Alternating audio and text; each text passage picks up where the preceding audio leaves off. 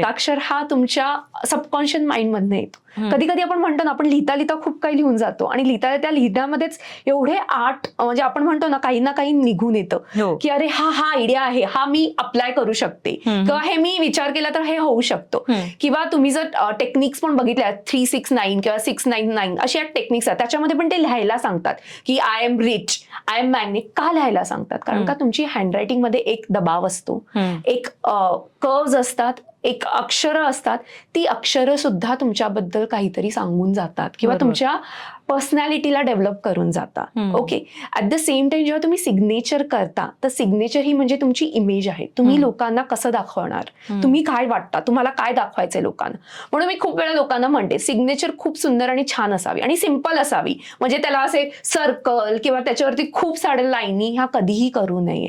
खूप सर्कल केलं म्हणजे तुम्ही स्वतःला लिमिटमध्ये आणता. खूप लाईनी त्याच्यावरती केल्या तुम्हाला हेल्थ इश्यूज येतील.